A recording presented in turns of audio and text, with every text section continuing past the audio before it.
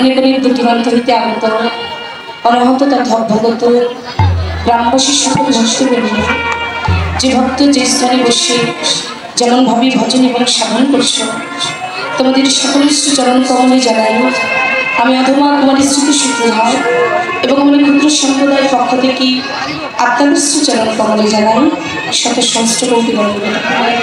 হরি হরে হরি হরে হরি হরে। জানাই আমার বান্ধব দয়াল গুরুদেবের শ্রীচরণ কমলে, আমার পিতা মাতার শ্রীচরণে এবং রাধা গোবিন্দের অপ্রাকৃত জীবন চরণে জানাই অনন্ত অনন্ত কোটি বন্দনা। আজকে আসল প্রাঙ্গণে দণ্ডায়মান হয়েছি আপনাদের সম্মুখে দুটো হরি কথা বা দুটো কৃষ্ণ কথা আস্বাদন করব। এই হরি কথা এবং কৃষ্ণ কথা আস্বাদনের পিতার্থ নিয়ে আপনাদের সম্মুখ মাঝে দণ্ডায়মান হয়েছি। কিন্তু দেখুন, আপনাদের সম্মুখে যে আমি হরিনাম কৃষ্ণ নাম পরিবেশন করব, এই হরিনাম কৃষ্ণ নাম পরিবেশন করিবার মতো আমার নেই কোনো যোগ্যতা। কেননা কৃষ্ণ নাম পরিবেশন করতে গেলে সর্বপ্রথম আমাদের যেটা প্রয়োজন সেটা হচ্ছে শ্রী গুরুদেবের কৃপা। কৃষ্ণ কৃপা জগতময়, আর গুরু কৃপা কোনো ভাগ্যবান ভাগ্যবতীর হয়। বাস্তব জগতে লক্ষ্য করে দেখুন, আকাশ থেকে যখন বৃষ্টি বর্ষণ হয়, ওই বৃষ্টির জল তার মতো কিন্তু পরিষ্কার জল আর জগতে থাকে না, তাই না? তো ওই জল যখন নদীতে পড়ে সেটা নদীর জল হয়, পুকুরে যখন পড়ে পুকুরের জল হয়, সাগরে যখন পড়ে সাগরের জল হয়, ময়লা আবর্জনায় যখন পড়ে সেটা ময়লা আবর্জনা হয়ে যায়, তাই না?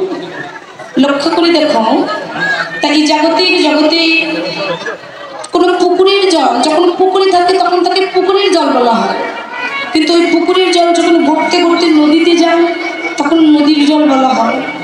নদী থেকে যখন সাগরে যায় তখন তাকে কেউ আর পুকুর বা নদীর জল বলে না, সবাই তাকে সাগরের জল বলে। তো এই আশা প্রাঙ্গণে দাঁড়িয়েছি আমরা সবাই।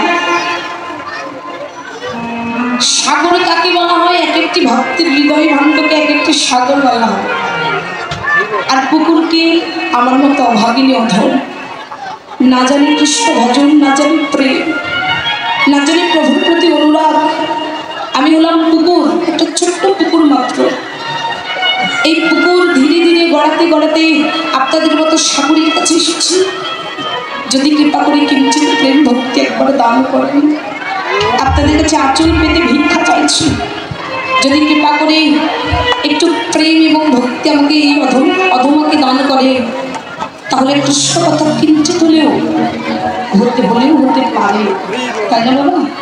তাই এখানে যখন সবাই বসে আছে, গীতাই বললেন অর্জুন, এই জগতের তিলক তুলসীর মালা পড়লে ভক্ত সাজা যায়, কিন্তু তিলক তুলসীর মালা পড়লে কখনো ভক্ত হওয়া যায় না। বিচার করতে হবে। তিলক তুলসীর মালা পড়েছি বলে কি আমি ভক্ত হয়ে গেলাম? ভক্ত হওয়াটা এত সোজা ভক্ত হওয়া? এখানে চোর থাকতে পারে, ডাকাত থাকতে পারে, পাপী থাকতে পারে, সবাই থাকতে পারে, কিন্তু আজকের দিনের জন্য আমরা কেউ চোর ডাকাত পাপী নয়। আজকের দিনের জন্য আমরা সবাই বৈষ্ণবে রূপান্তরিত হয়ে গেছি। তা এই জগতে বৈষ্ণবে রূপান্তরিত হব কেমন করে? লক্ষ্য করে দেখুন, আমাদের যদি চোখ নষ্ট হয়ে যায় তাহলে আমরা কি করি? জগতের ডাক্তারের কাছে যাই। সর্বপ্রথম গিয়ে কি করি? ডাক্তার মশাই, আমার চোখ নষ্ট হয়ে গেছে, আপনি অপারেশন করে ভালো করুন, বলি না? কর্ণ নষ্ট হয়ে গেলে অপারেশন করে ভালো করে নিয়ে, হস্ত পদ নষ্ট হয়ে গেলে অপারেশন করে আমরা ভালো করে নিই। এই শরীরের যে কোনো অঙ্গ প্রত্যঙ্গ নষ্ট হয়ে গেলে অপারেশন করে ভালো করে নিই। কিন্তু বলুন তো বাবা, কারো যদি চরিত্রটা একবার নষ্ট হয়ে যায়, আমাদের যে চরিত্র, এই চরিত্রটা যদি কারো একবার নষ্ট হয়ে যায়, তাহলে বলুন না বাবা, এই জগতের ডাক্তার কবিরাজ কি চরিত্রটাকে অপারেশন করে নিরাময় করতে পারে? কি গো মা, পারবে? চরিত্র নষ্ট হয়ে গেছে, আমি জাগতিক জগতের ডাক্তারের কাছে গিয়ে বলছি চরিত্রকে অপারেশন করার জন্য, পারবে? অপারেশন করতে পারবে না। এই দেহটা অপারেশন করতে পারবে, কিন্তু এই চরিত্রটা জাগতিক জগতের ডাক্তার অপারেশন করতে পারবে না। আর জাগতিক জগতের ডাক্তারের কাছে গেলেও হবে না, তাহলে চরিত্রকে অপারেশন করতে গেলে কি করতে হবে? এই দাসীর কথা নাও, একবার সকাল সকাল সাধুগুরু বৈষ্ণবের বাজারে যাও। কেমন? লক্ষ্মীরার নাম শুনেছেন না বাবা? লক্ষ্মীরার চরিত্রকে অপারেশন করেছিলেন কে গো? যার নাম ছিলেন জবন হরিদাস। এই জাগতিক জগতে নিত্যানন্দ চরিত্রকে অপারেশন করেছিলেন জগায় মাধায়। চারটা চরিত্রকে অপারেশন করেছিলেন স্বয়ং গৌরাঙ্গ মহাপ্রভু। চাপাল গোপালের চরিত্রকে অপারেশন করেছিলেন আমার শ্রীবাস গোসাই। তাহলে জাগতিক জগতের চরিত্র অপারেশন করা যায় যদি পারো একবার সাধুগুরু বৈষ্ণবের চরণে যদি নত হতে পারো, তাই না বাবা? বলে আপনারই বড় বলে বড় সে নয়, সংসারে জানি বড় বলে বড় সে হয়। সংসারে বড় হওয়া কঠিন ব্যাপার। সংসারে যে বড় হয় বড় গুণ যার, গুণেতে হইলে বড় বড় হবে সবই। বড় যদি হতে চাও ছোট হও তবে। বড় যদি হতে চাই আগে মধ্যে ছোট হতে হবে।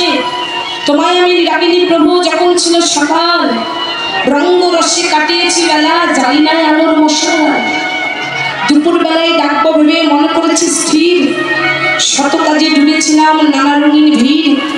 রাতের বেলায় ডাকবো আমি ফেরি সকল খেলা, পিছনে পানে চেয়ে দেখি শেষ হয়ে গেছে। আমায় তুমি ক্ষমা করো ওগো প্রভু দয়াল, আবার আমি ডাকবো তোমায় যদি আসে সব। এলাম জগতিক মাঝি, কিন্তু এই জাগতিক জগতে সেই বাকি হলো না। ছেলে আমার, মেয়ে আমার, জমি আমার, অর্থ আমার, সম্পদ আমার, বিশ্ব আমার, বাসনা আমার, আমার আমার করিতে করিতে জাগতিক জগতে কে আমার, আমি কার, এটা আমরা ভুলে গেলাম। মহাজন বললেন ভাবছো সে চলবে কি, সে তুমি ভাববার কে? ভাববার যিনি ভাবছেন তিনি, তুমি ভাবো তাকে। তোমাকে ছেলে মানুষ করার জন্য তো জগতে আনা হয়নি, তোমাকে সংসার করার জন্য তো জগতে আনা হয়নি, তোমাকে রূপচর্চা করার জন্য তো জগতে আনা হয়নি, তোমাকে লেখাপড়া শিখে বড় বড় ধনী হওয়ার জন্য তো তোমাকে জগতে আনা হয়নি। প্রভুর কাছে গিয়ে যদি বলি যে দয়াময় সংসার সামলাতে গিয়ে তোমার নাম করিনি, প্রভু কি বলবে? ওগো তোমাকে একটু সংসার সামলানোর জন্য পাঠিয়েছিলাম, মনে নেই? সপ্তম মাসের কালে কি কথা দিয়েছিলে আমাকে তুমি? আমরা প্রভুকে কথা দিয়েছিলাম যে কৃষ্ণ বিনা মানা জানবো না, আমি বুঝবো না। কিন্তু জগতে আমরা আমার আমিত্ব বিষয় বাসনা নিয়ে কৃষ্ণকে ভুলে গেলাম। কৃষ্ণকে ভুলে গিয়ে কার দাস হলাম? কাম ক্রোধের দাস হইয়া তাহার লাথি খাই, ভূমিতে ভূমিতে কোন সাধু বলতে পারে। তাই অর্জুন, কোন ভক্ত যদি একবার আমার শরণে নত হতে পারে, অহিংসা সত্যম ক্রোধ ত্যাগা শান্তি কৃষ্ণাম দয়া ভূতস্য গুরুত্তম মার্ধম হিরিচাকলাম তেজ সমাদৃতা নাতি মানহিতা ভবন্তি সম্পদম দেবী অভিশাপ্তস্য ভারত। অর্জুন, তুমি যদি ভক্ত হতে চাও তাহলে বিনা কারণে তথা স্বার্থের তো হিংসা বন্ধ করো। অহিংসাই পরম ধর্ম। তার সঙ্গে মিথ্যা না বলা, পরের উপকার করা, তেজ, ধৈর্য, ক্ষমা, অন্তরের শুদ্ধতা, অহিংসা, সত্য, কাম, ক্রোধ, লোভ, মোহ, মত, মাৎসর্য, বিদ্যা, মহত্ব, অহংকার, রূপ, যৌবন, ছয়টি অষ্টপাশ, তার সঙ্গে পরক্রিয়া না করা, অন্যের সমালোচনা না করা হচ্ছে সত্যের ধর্ম। ভক্ত যদি হতে চাও এগুলোকে পরিত্যাগ করতে হবে। একজনকে আপনি দুঃখ দিয়ে আপনি অনেক বড় সাচ্ছেন, আপনি মনে করুন জিহ্বায় যখন আঘাত লাগে সর্বশরীরে যেমন ব্যথা অনুভব করে, ঠিক তদনুরূপ বিশ্ব ব্রহ্মাণ্ড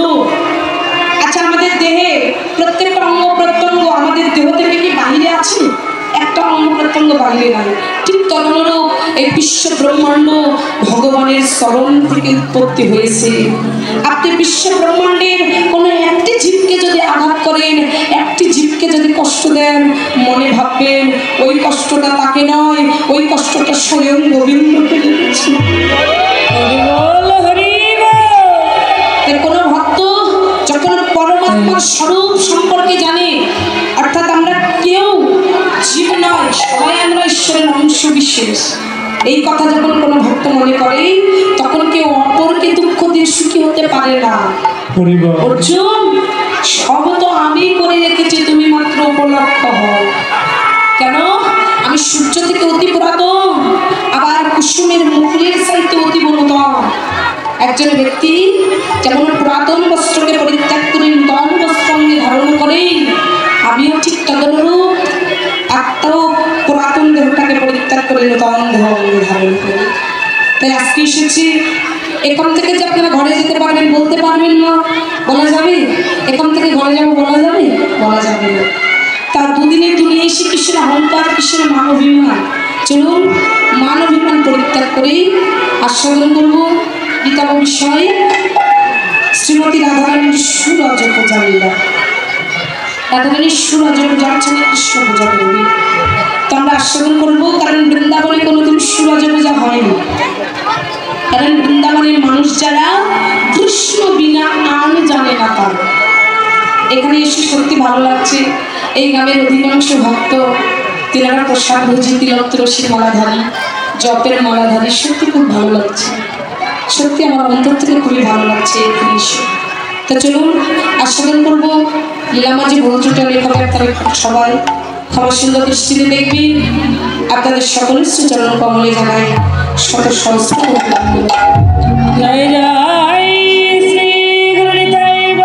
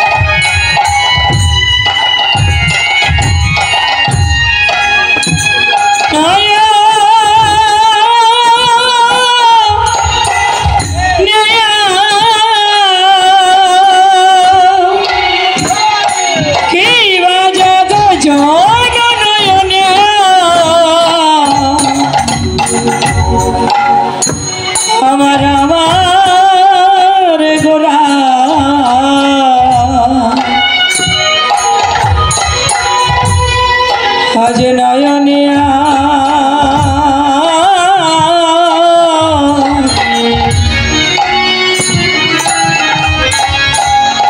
নয়নে আনন্দ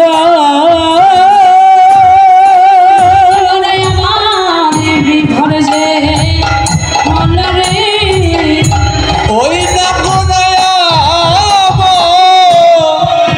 বিহারি যে হলো রে আমার গোড়া বিভর যে হল রে ওই নাই আমার